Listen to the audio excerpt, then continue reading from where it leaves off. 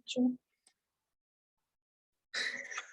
तो बच्चों जैसा कि आप जानते हैं ये सुपर हाउस एजुकेशन फाउंडेशन, जिसको हम लोग एलन हाउस पब्लिक स्कूल कहते हैं, जो सीबीएसई बोर्ड का है, उसका ये क्लास 7th का केमिस्ट्री रिवीजन असाइनमेंट है।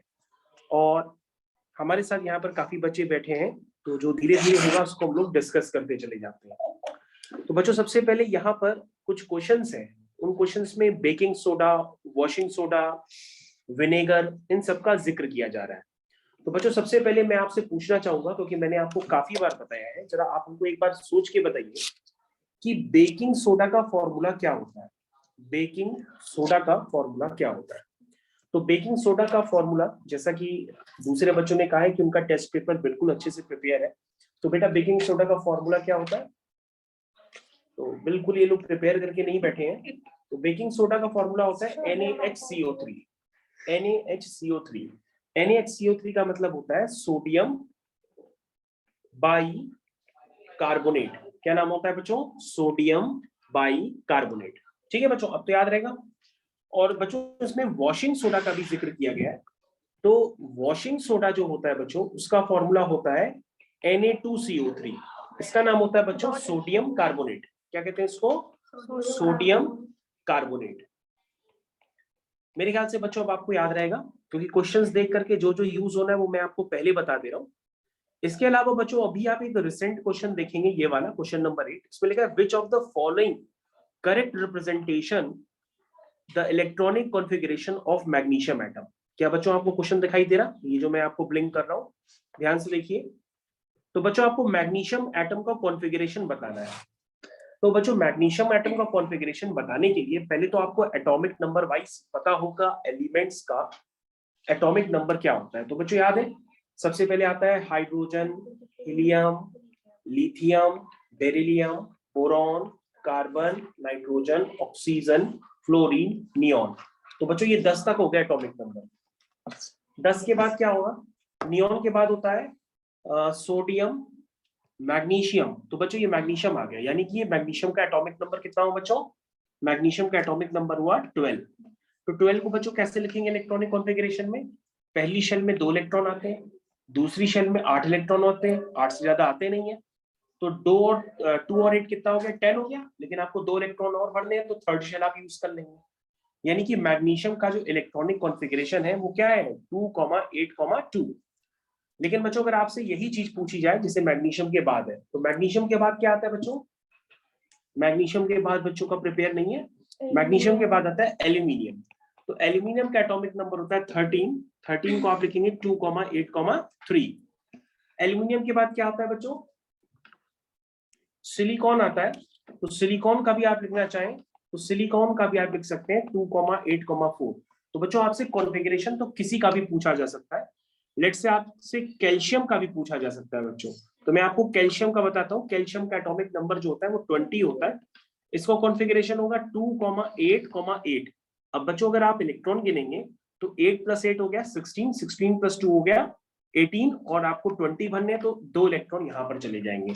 तो कैल्शियम का जो इलेक्ट्रॉनिक कॉन्फ़िगरेशन है वो 2,8,8,2 है। लेकिन बच्चों आपसे यहाँ पे मैग्नीशियम का पूछा गया, तो मैग्नीशियम का क्या है? 2,8,2। तो 2,8,2 क्या आपके पास कोई आंसर है? कहोगे सर बी पार्ट बिल्कुल आंसर है, और वो एक सही आंसर है।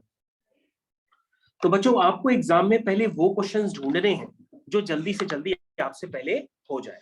ठीक है, चलिए क्वेश्चन नंबर 9 पे ध्यान देते हैं बच्चों। Question number 9, question number 10। पहले क्वेश्चन नंबर 10 पे ध्यान देते हैं। सभी बच्चे आए क्वेश्चन नंबर 10 पर देखें। Question number 10। तो क्वेश्चन नंबर 10 में क्या लिखा है सभी बच्चे एक बार पढ़ें। लिखा है which of the following are the true for an element. तो बच्चों इसमें एटॉमिक नंबर की और मास नंबर की डेफिनेशन पूछी गई है। तो पहले हम लोग समझ लेते हैं। बच्चों मैंने आपको काफी बार बताया है कि जो एटॉमिक नंबर होता है, ध्यान देखिएगा, जो एटॉमिक नंबर होता है, जैसे किसी एलिमेंट, मान लो कोई भी एलिमेंट मैंने ले लिया, जैसे मैंने अभी ऊपर एटॉमिक नंबर लिखवाए थे ना, मान लो मैंने कार्बन ले लिया, तो कार्बन का एटॉमिक नंबर अगर 6 है तो उसका मतलब क्या होगा कि उसमें 6 इलेक्ट्रॉन है और 6 प्रोटॉन है, ये मतलब होता है।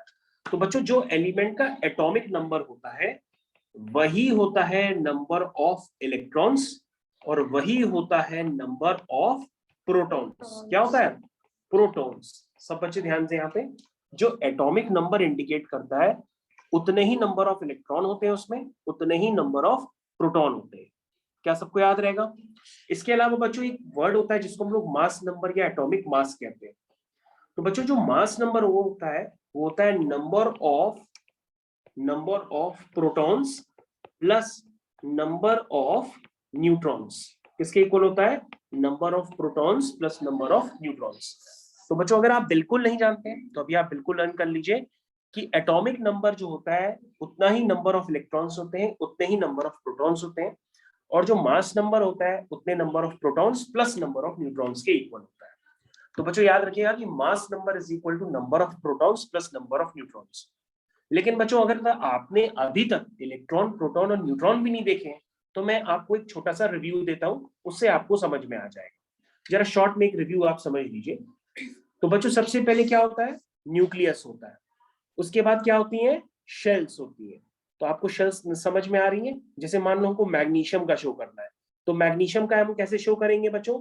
आपने कहा कि मैग्नीशियम का जो एटॉमिक नंबर होता है वो होता है 12, यानी कि पहली शेल में 2 इलेक्ट्रॉन, दूसरी शेल में 8 इलेक्ट्रॉन, तीसरी शेल में 2 इलेक्ट्रॉन। तो बच्चों न्यूक्लियस सबसे पहले बनता है। न्यूक्लियस में हम कुछ भी छेड़छाड़ नहीं करते हैं, उसके चारों तरफ 3 शेल बनाते हैं। ये पहली शेल, ये दूसरी शेल, ये तीसरी शेल। पहली शेल में 2 इलेक्ट्रॉन है, दूसरी शेल में बच्चों 8 इलेक्ट्रॉन है। तो आप देख सकते हैं मैं 8 इलेक्ट्रॉन्स को किस तरह से भर रहा हूं, ये 8 हो गए। उसके बाद वाली शेल में 2 इलेक्ट्रॉन्स है। तो बच्चों देखा, ये मैग्नीशियम में मैंने आपको इलेक्ट्रॉन्स दिखाए। अब आप कहोगे सर इलेक्ट्रॉन्स तो दिखते हैं, लेकिन सर ये बताइए कि प्रोटॉन और न्यूट्रॉन कहाँ होते हैं?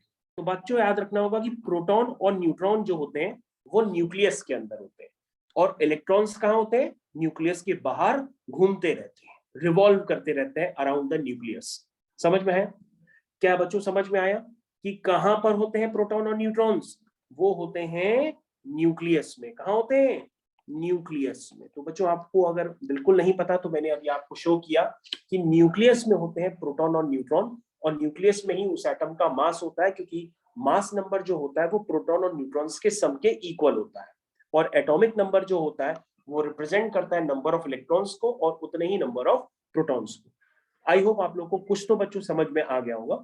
और बच्चों मैं आपको 3 साइंटिस्ट भी बता देता हूं, ये भी आपको याद रखते हैं इन फ्यूचर, कि जो इलेक्ट्रॉन के लिए रिस्पॉन्सिबल है, इलेक्ट्रॉन को जिसने खोजा था उस साइंटिस्ट का नाम था जे थॉमसन।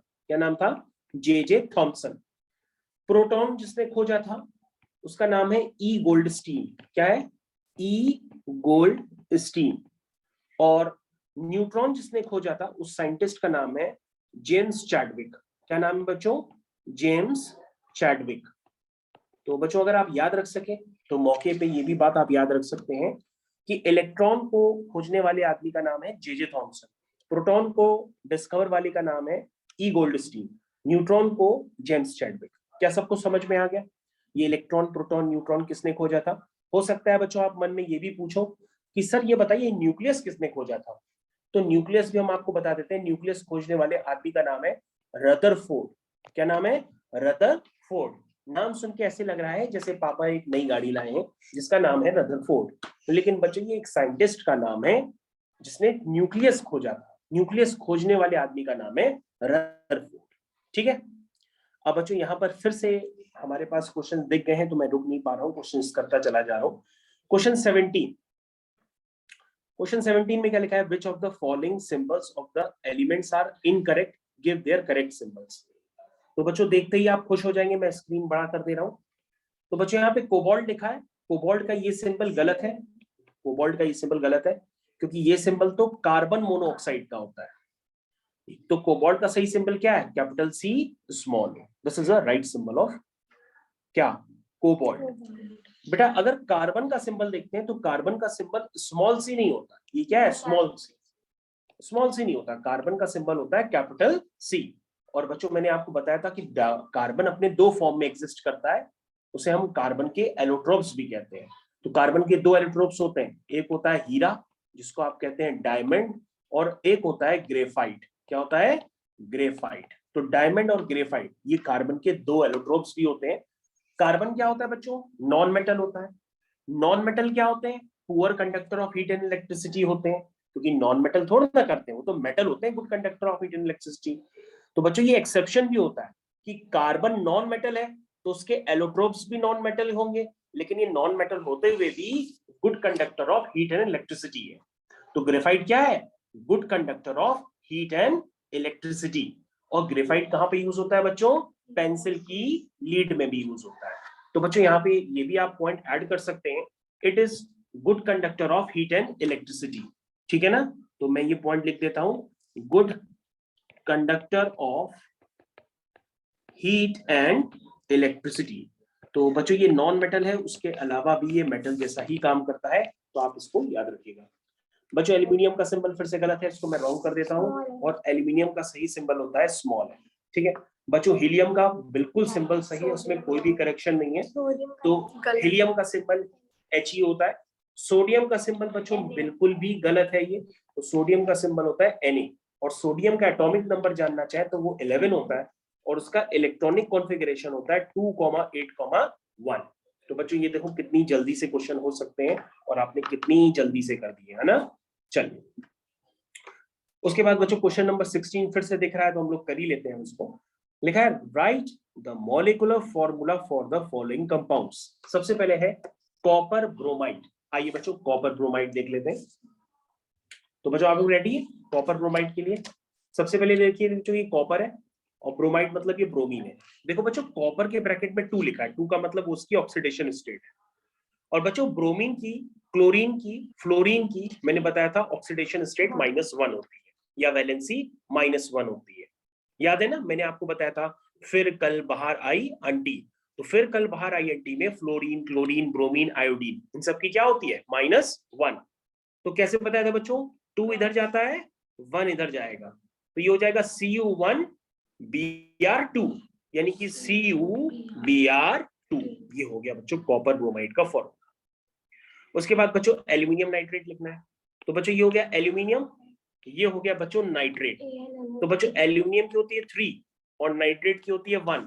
तो ऐसे करेंगे क्रिस और ऐसे करेंगे क्रॉस, तो Al के पास जाएगा 1 और नाइट्रेट के पास जाएगा 3, यानी हो जाएगा AlNO3 का whole thrice. This is aluminium nitrate. क्या सबको याद रहेगा? Calcium phosphate. तो बच्चों कैल्शियम फॉस्फेट याद रहेगा।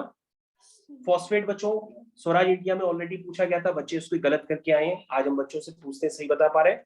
बताओ फॉस्फेट का सिंबल PO4। और ऑक्सीडेशन स्टेट वो पता होगी तब तो फॉर्मूले से लिखते हैं, क्या लिखेंगे? नहीं बता पा रहे बच्चे। तो कैल्शियम की होती है +2, फॉस्फेट की होती है -3। तो बच्चों इस तरह से क्रॉस करेंगे और ये बन जाएगा Ca3PO4 का होल ट्वाइस। बच्चों कैल्शियम फॉस्फेट कितना किसमें होता है? हमारी हड्डियों में होता है। उसके बाद बच्चों आयरन सल्फाइड है। आयरन सल्फाइड का बच्चों ये नीचे लिख देते हैं, ये Fe हो गया आयरन, और सल्फाइड का सिंबल नहीं, सल्फेट का सिंबल बच्चों SO4-2 होता है। ये सल्फेट नहीं है, ये सल्फाइड है। सल्फाइड मतलब S। तो आयरन की 3 है बच्चों, ये मैंने 3 लिख दी, और सल्फाइड की 2 होती है। ठीक है, क्रिस क्रॉस करेंगे बच्चों, तो क्रिस क्रॉस करने से फॉर्मूला बन जाएगा Fe2S3। क्या बनेगा? Fe2S3। Mercury chloride. तो बच्चों मरकरी का सिंबल होता है Hg और क्लोराइड का सिंबल Cl। क्लोरीन, ब्रोमीन सबकी 1 होती है, और मरकरी की बच्चों यहाँ पे लिखिए, ये देखिए मरकरी कितनी है? 2। तो बच्चों 2 इधर चला जाएगा, 1 इधर चला जाएगा, तो हो जाएगा HgCl2। क्या हो जाएगा? HgCl2। उसके बाद बच्चों मैग्नीशियम एसीटेट। तो मैं देख लेते हैं मैग्नीशियम बच्चों ये होता है, मैग्नीशियम की अभी आपने देखी थी 2 होती है, क्योंकि आउटर शेल में 2 इलेक्ट्रॉन आते हैं। एसीटेट बच्चों होता है C, मैं यहाँ पे लिख देता हूं, एक सेकेंड वेट करिएगा। एसीटेट का मतलब होता है CH3COO-, ये होता है बच्चों एसीटेट। एसीटेट आयन मतलब CH3COO-। तो बच्चों ये इधर चला जाएगा, ये इधर चला जाएगा, और फॉर्मूला इसका बन के तैयार हो जाएगा MgCH3COO का होल ट्वाइस। क्या समझ में आ गया बच्चों? इसको कहते हैं मैग्नीशियम एसीटेट। ठीक है, तो बच्चों सभी लोग ध्यान से देखें, ये मैंने कंप्लीट कर दिया, ये मैग्नीशियम एसीटेट का फॉर्मूला। तो बच्चों केमिस्ट्री का पेपर स्पीड से होता चला जा रहा है, थोड़ा ध्यान दीजिएगा आप लोग। ओके बच्चों, उसके बाद state the number of atoms present in each of the following chemical species.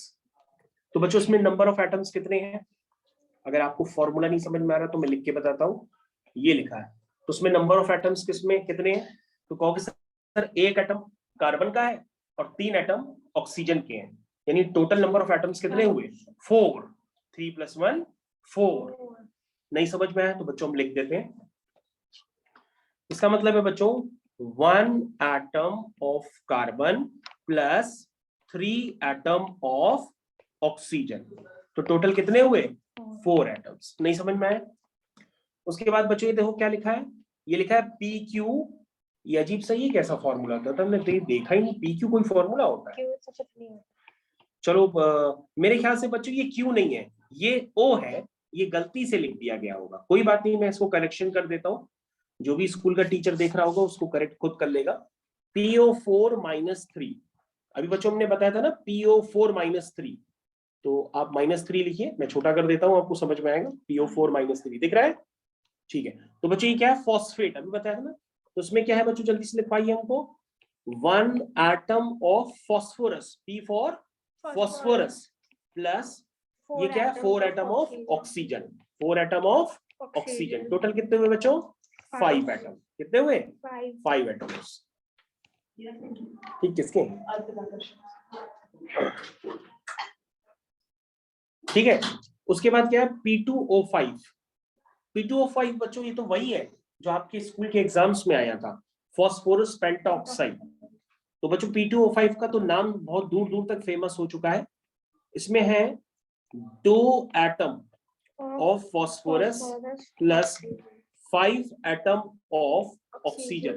तो बच्चों टोटल कितने हुए? 5 और 2 7, 7 एटम्स। उसके बाद बच्चों CO है, carbon monoxide. CO carbon monoxide, तो उसमें 1 atom of carbon, 1 atom of oxygen.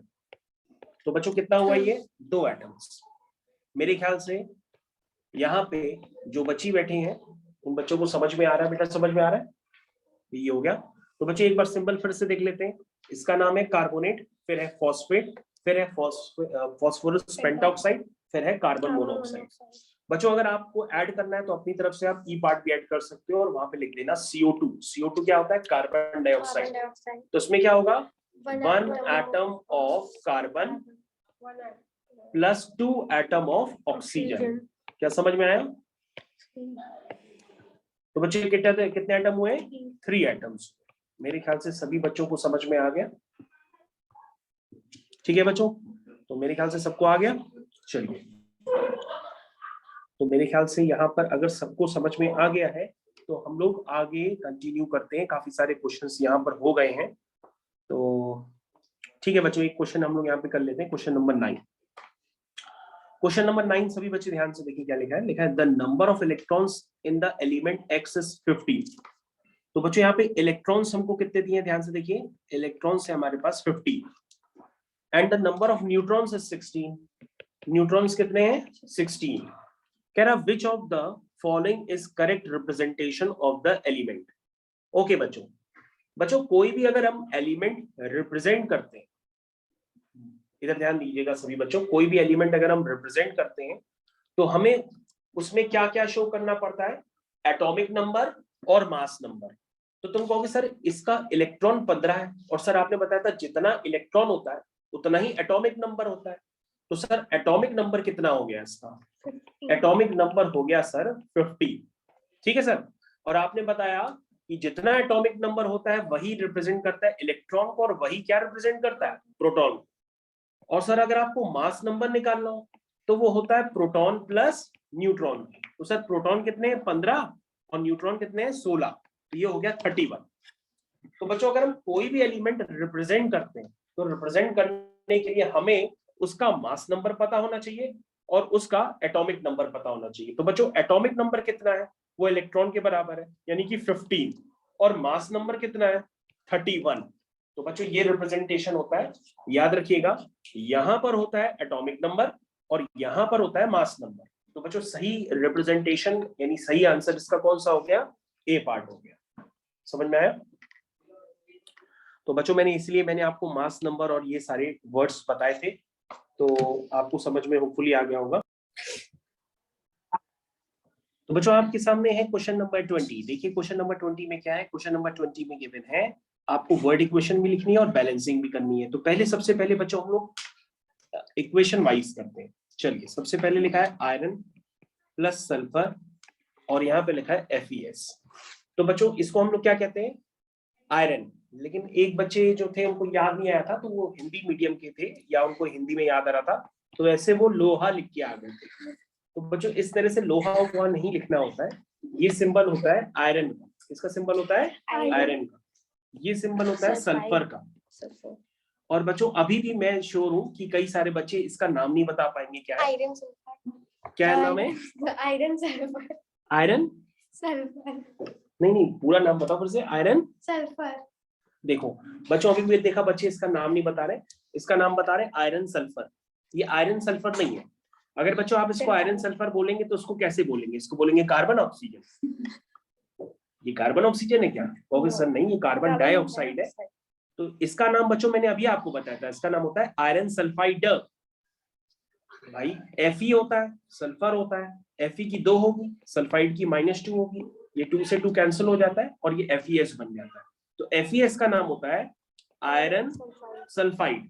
और अगर आप भूल जाते हैं तो उसको इस तरह से भी लिख सकते हैं, आयरन लिखो ब्रैकेट में 2 लिख दो और फिर उसके आगे सल्फाइड लिख दो। ये भी इसका तरीका होता है, ठीक है। और बच्चों इक्वेशन पहले से ही बैलेंस है तो कोई दिक्कत नहीं है। दूसरी इक्वेशन करते हैं बच्चों। दूसरी इक्वेशन का तिलक किया गया है, वो है chlorine plus KBr that gives KCl plus Br2। पहले बच्चों हमें बैलेंसिंग करनी है। बच्चों देखो यहाँ पे Cl कितने हैं, लेफ्ट हैंड साइड में 2, तो यहाँ पे भी 2 कर दो, 2 Cl हो गए, ठीक है। यहाँ पे 2 पोटेशियम है और 2 Br है। देखो ध्यान से, यहाँ पे 2 पोटेशियम है, 2 Br है, तो यहाँ पे भी 2 पोटेशियम 2 Br, तो रिएक्शन तो बैलेंस हो गई। चलो बच्चों इसका नाम बताओ क्या है? दिस इज क्लोरीन गैस, या आप सिर्फ क्लोरीन गैस। अगर गैस लिखेंगे तो ज्यादा बेहतर रहेगा। इसका नाम बच्चों पोटेशियम ब्रोमाइड। हाँ बिल्कुल सही, पोटेशियम ब्रोमाइड। अब जाकर के आप सही बता रहे हैं। इसका नाम पोटेशियम क्लोराइड। हाँ potassium chloride, potassium chloride, potassium chloride. तो बच्चों आपको इंग्लिश में ही बोलना है पोटेशियम क्लोराइड। जो दूसरे बच्चे होते हैं वो ऐसे ही बोलते हैं पोटेशियम, पोटेशियम नहीं बोलना है, पोटेशियम, ठीक है ना। उसके बाद है बच्चों ब्रोमीन गैस। क्या है? Bromine gas. बच्चों को याद आ रहा है शायद, कुछ बच्चे स्कूल में बोलते भी हैं इस तरह से, तो वो पोटेशियम बोलते हैं, पोटेशियम नहीं बोलना, पोटेशियम इस तरह से। और साथ में पोटेशियम बोलते हैं और साथ में उनकी नाक भी कई बच्चों की बहरी होती है। मतलब कुछ बच्चे स्कूल में मैंने देखे हैं तो वो बहुत अजीबोगरीब टाइप के होते हैं, और छुट्टी होती है तो मम्मी उनकी रुमाल लेके खड़ी रहती है तुरंत। फिलहाल बाय द वे इस क्वेश्चन को करते हैं। इसका नाम क्या होगा बच्चों? Iron oxide. Iron oxide. Iron dioxide. अगर आप आयरन ऑक्साइड इसको बोलेंगे तो ये क्या है? तो ये भी आयरन ऑक्साइड है। Iron dioxide. तो बच्चों यहाँ पे तो 3 ऑक्सीजन है, तो देखिए बच्चों कंफ्यूजन हो गया ना। इसीलिए हम लोग बोलते हैं ध्यान से पढ़ा करिए। तो बच्चों आप अगर आयरन ऑक्साइड बोलना चाहते हैं तो इसमें Fe की ऑक्सीडेशन स्टेट 2 है, ऑक्सीजन की भी 2 है, 2 से 2 कैंसिल हो गई। तो नीचे वाले का नाम अगर आप लिखना चाहें तो इसका नाम होगा आयरन 2 ऑक्साइड, ऐसे लिखेंगे। और इसमें बच्चों आयरन की ऑक्सीडेशन स्टेट 3 है और ऑक्सीजन की 2 है, तो इसका नाम क्या हो गया? आयरन, इधर ध्यान दीजिए सभी बच्चों, हंसिए नहीं, आयरन 3 ऑक्साइड। क्या नाम हो गया? Iron 3 oxide. और बच्चों ये क्या है? Carbon monoxide, mono oxide. और बच्चों ये क्या है? आयरन। और ये बच्चों क्या है? Carbon dioxide. तो मेरे ख्याल से सभी बच्चों को ये फॉर्मूले वगैरह क्लियर हो गए। तो बच्चों मैंने ये क्वेश्चंस भी आपकी कर दिए, बाकी रिमेनिंग क्वेश्चंस होपफुली बच्चों बहुत इजी हैं, वो आप भी कर सकते हैं, ठीक है। चलिए तो रिमेनिंग क्वेश्चंस बच्चों आप लोग जरूर करिएगा, और अगर कोई दिक्कत आए तो आप हमको बता सकते हैं। पूरा टेस्ट पेपर वंस अगेन मैंने आपको शो कर दिया है, पूरा टेस्ट पेपर आप ध्यान से देख लीजिए, और टेस्ट पेपर को आप सभी लोग अटेम्प्ट करेंगे, ठीक है। और ये पूरा टेस्ट पेपर अब आपकी स्क्रीन पे आ गया है। बच्चों मैं आपको ये जरूर बता देता हूँ कि विनेगर का मतलब एसिटिक एसिड होता है, विनेगर का मतलब एसिटिक Acetic एसिड होता है। acid। तो बच्चों एसिटिक एसिड का जो फॉर्मूला होता है वो CH3COOH होता है, आप ये भी याद रख सकते हैं, इसको हम लोग विनेगर कहते हैं और ये एसिड में होता है, इसको एक वीक एसिड के फॉर्म में जाना जाता है। कैसा एसिड होता है? Weak acid. ठीक है बच्चों, बेकिंग सोडा मैं आपको बता ही चुका हूँ, बेकिंग सोडा होता है NaHCO3।